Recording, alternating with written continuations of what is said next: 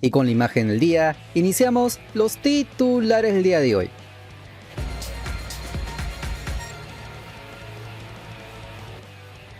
Y cuando todo parecía liquidado para Sport Boys del Callao, apareció un desenlace que muy pocos imaginaban.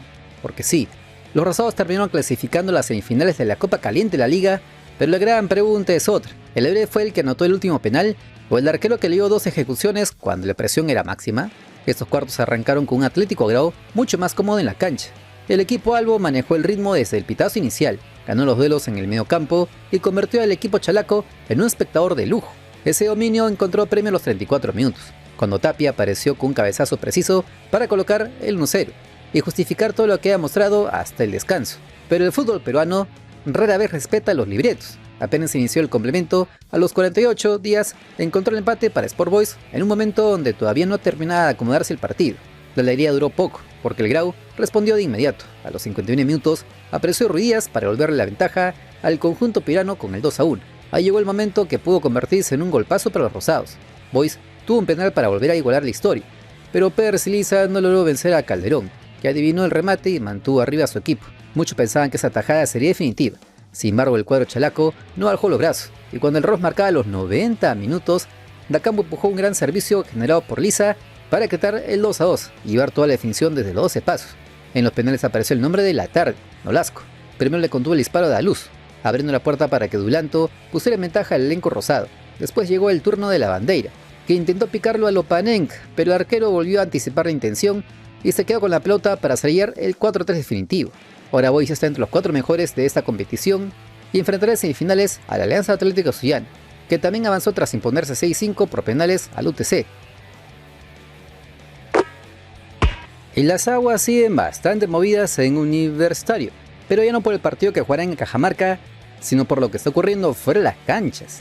Porque mientras el club de Ate asegura que Gremco no tiene ninguna posibilidad de volver a tomar el control, apareció una medida cautelar que volvió a poner este conflicto sobre la mesa. Y aquí está la pregunta que queda flotando en el aire. ¿Realmente esta resolución puede cambiar el escenario de la U? ¿O estamos ante otro capítulo más de una novela judicial que parece no tener final? El jueves pasado, Franco Velasco decidió salir públicamente a explicar cómo encontró y cómo se viene manejando la institución merengue durante su primer año como administrador temporal. En una conferencia de prensa realizada en el Estadio Monumental, presentó un balance económico y respondió directamente a las versiones que vienen circulando alrededor del club. Los números que mostró son importantes. La U pasó de registrar ingresos por 127 millones de soles correspondientes al periodo de diciembre de 2024 a superar los 140 millones de soles en ese periodo, es decir, más de 13 millones de soles de diferencia, con la recaudación de taquilla y nuevas oportunidades comerciales como elementos fundamentales de ese crecimiento. Velasco utilizó precisamente esas cifras para defender la viabilidad del proyecto CREM. Mientras desde determinados sectores se hablaba incluso de una eventual venta Campomar, el administrador sostuvo que los resultados económicos demuestran otra realidad. La respuesta fue directa. El club, según su versión, es viable y rentable. Pero acá viene otro dato que tampoco es menor. La U desembolsó más de 24 millones de soles para amortizar la deuda concursal, una cifra superior a los 14 millones del 2022 y a los montos registrados posteriormente. O sea, mientras afuera se discute quién manda y qué puede pasar jurídicamente, adentro de la administración intenta mostrar que las cuentas también están encaminadas. Ahora sí, vamos al punto que tiene a todos mirando de reojo. Gremco sostiene que Universitario tendría una deuda pendiente, y José Gamarra, representante de esa empresa, afirmó el último martes que Gremco no figura dentro del plan de viabilidad. Esa afirmación recibe una respuesta contundente de Velasco. El administrador fue categórico. Explicó que decir que Gremco no está contemplado en el plan es totalmente falso, porque excluirlo implicaría incumplir la ley. Incluso mencionó específicamente el artículo 4 de la ley 32.11.3, señalando que deben consignarse todos los acreedores, incluidos los comerciales. Pero entonces aparece la siguiente pregunta. Si Gremco sí está considerado, ¿cuándo cobraría? Ya que esto es una de las claves de todo este enfrentamiento. Velasco explicó que actualmente se está priorizando a los adultos mayores de 60 años, todos correspondientes a las acreencias laborales. Por esa razón Gremco quedaría bastante más adelante en el orden de pagos. La explicación del administrador fue clara. La empresa va a cobrar, pero no tendrá la prioridad de un acreedor laboral. Según lo expuso, empezaría a recibir pagos a partir del año 11 de la aprobación del plan de viabilidad, es decir, desde el 2035 en adelante. Y mientras este conflicto económico avanza, apareció otro frente, el judicial. Durante el fin de semana pasado se conoció una medida cautelar que levantaba provisionalmente la suspensión del procedimiento concursal de la U, un movimiento que inmediatamente volvió a encender las alarmas alrededor del club. Franco Velasco calificó esta problemática con Gremco como una contingencia que viene acompañando al club durante los últimos 4 o 5 años de gestión, incluyendo también la etapa anterior a Gian Ferrari. Desde su perspectiva, la institución merengue ha sido considerada durante años como un botín inmobiliario por parte de Gremco y sus secuaces. El administrador insistió en que dentro de Universitario existe tranquilidad y que el profesor conoce permanentemente la situación. Incluso sostuvo que este nuevo episodio terminó generando mayor unidad entre la hinchada de la U, el plantel, el cuerpo técnico, los jugadores y los directivos. Pero llegó la pregunta que muchos querían escuchar: ¿Gremco puede volver a tomar el control del club? La respuesta de Velasco fue tajante: no tiene ninguna opción. Según explicó, la U se encuentra actualmente dentro de un marco jurídico completamente distinto al que Gremco estaría intentando utilizar mediante su medida cautelar. Y ahí Velasco elevó todavía más el tono, calificó la medida como trucha e irregular y cuestionó duramente las acciones realizadas contra el juez.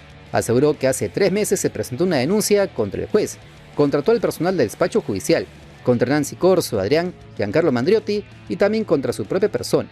La acusación planteada por el administrador es que esa denuncia buscaba amedrentar al juez para conseguir una resolución favorable. Y según su interpretación, a esto se suma el ruido generado por programas de televisión, influencers y streamers que en lugar de aclarar el panorama, terminan dando espacio a versiones que consideran perjudiciales para Universitario.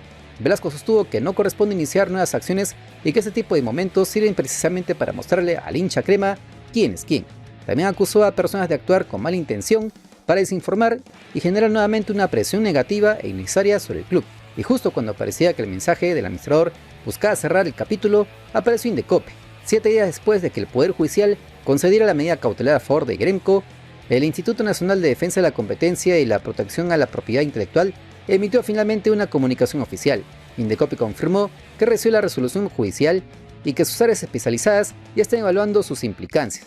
Pero atención, porque Indecopi también adelantó una decisión. La institución señaló que el mando judicial continúa bajo evaluación de los órganos resolutivos correspondientes y que, respetando la independencia de sus decisiones y la ley, no pueden adelantar un pronunciamiento ni brindar detalles. Entonces, el misterio sigue abierto.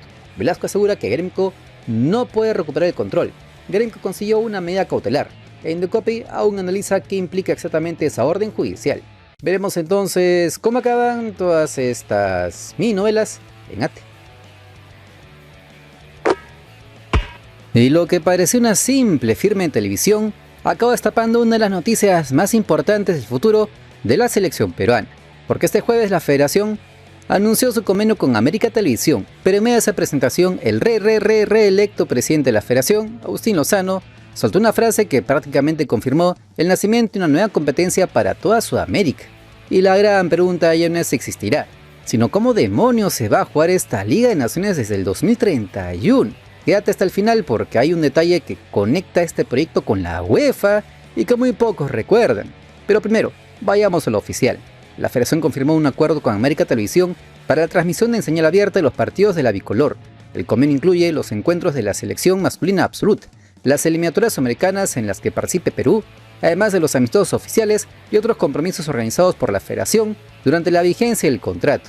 Es una noticia importante para el hincha porque garantiza que la blanquirroja seguirá viéndose en televisión abierta. Pero siendo sinceros, lo que terminó robándose todas las miradas ocurrió segundos después, cuando apareció el peor dirigente de la historia del fútbol peruano frente a las cámaras. El team acabó con un misterio que llevaba meses rodando. Durante mucho tiempo se especuló con que las eliminatorias americanas rumbo al Mundial 2030 podían cambiar completamente el formato. Había rumores de grupos, fases distintas e incluso modificaciones profundas. Pero eso ya fue, porque en diálogo con América Televisión, Lozano fue directo. El formato va a ser el mismo de siempre, pero jugaremos 2 clasificaciones, al Mundial y a la Liga de Naciones del 2031. Perú va a competir como lo harán las otras selecciones. Esa declaración vale oro, porque confirma 2 cosas al mismo tiempo. Las eliminatorias tal como las conocemos siguen vivas, y que la Liga de Naciones deja de ser un simple rumor. Ya es un hecho. En otras palabras, Perú disputará la clasificación exactamente como estamos acostumbrados, todos contra todos, entre las 10 selecciones sudamericanas. Así están clasificadas al Mundial Centenario. La única interrogante más o menos pendiente es si Argentina, Uruguay y Paraguay participarán normalmente, considerando que ya están clasificadas al Mundial 2030 por su condición de anfitriones. Y digo normalmente porque no vaya a ser que por esto manden equipos B, equipos sub-20 o una selección de su liga local. Ahora, sacando esto del medio, hay otra gran duda y muy gigante. Lozano no reveló cuántos cupos entrarán en las eliminatorias, sobre todo porque desde hace tiempo también se habla de ampliar la cantidad de selecciones mundialistas. Ese detalle aún sigue completamente abierto con todo el embrollo y papelón de Infantino en la FIFA. Por eso es que aún no se confirma si serían 9 cupos y medio, 7 y medio, vamos todos, eso aún no está develado. Lo único seguro es que Perú tendrá que volver a pelear su boleto, igual como ocurrió en el proceso rumbo al 2026, torneo al que lamentablemente no conseguimos acceder, pero ahora aparece un premio adicional, clasificar también a la Liga de Naciones 2031. Y aquí empezó nuestra curiosidad, porque si ya sabemos que las eliminatorias mantendrán el sistema clásico, entonces la verdadera incógnita pasa por entender cómo sería esa nueva competencia sudamericana. Ojo, y aquí lo aclaramos desde el primer momento, no existe un reglamento oficial publicado, así que lo que se viene es una proyección basada en un formato viable, pensando en reemplazar los amistosos de poco interés por partidos oficiales que realmente generen puntos, rivalidad y dinero para las 10 federaciones. La idea más equilibrada sería una Conmebol Liga de Naciones 2031-2032 con 2 años de duración. Participarían Argentina, Bolivia, Brasil, Chile, Colombia, Ecuador, Paraguay, Perú, Uruguay y Venezuela, comenzando en septiembre del 2030, inmediatamente después del Mundial, y acabando en junio del 2032. La clave está en no copiar las 18 fechas de las eliminatorias. Sería una locura cargar otro torneo igual de pesado. En cambio, cada selección disputaría 8 partidos en fase de liga. Con posibilidad de llegar hasta 10, se alcanza la fase final. Ya, pero ¿cómo funcionaría? Las 10 selecciones se dividirían en 2 ligas de 5 equipos, utilizando la pasada tabla de posiciones de las eliminatorias al 2030. Por ejemplo, imaginemos una simulación. En una liga A estarían Argentina, Brasil, Uruguay, Colombia y Venezuela, mientras que en la B reuniría a Perú, Chile, Ecuador, Paraguay y Bolivia. Ojo, esto no sería la composición definitiva, tendría que salir mediante un sorteo, pero sirve para entender la lógica del torneo. Cada selección enfrentaría a los otros 4 rivales de su grupo en partidos de ida y vuelta. Eso significaría 4 encuentros de local, 4 visitante y una tabla tradicional, ya que aparece un beneficio enorme para países como Perú.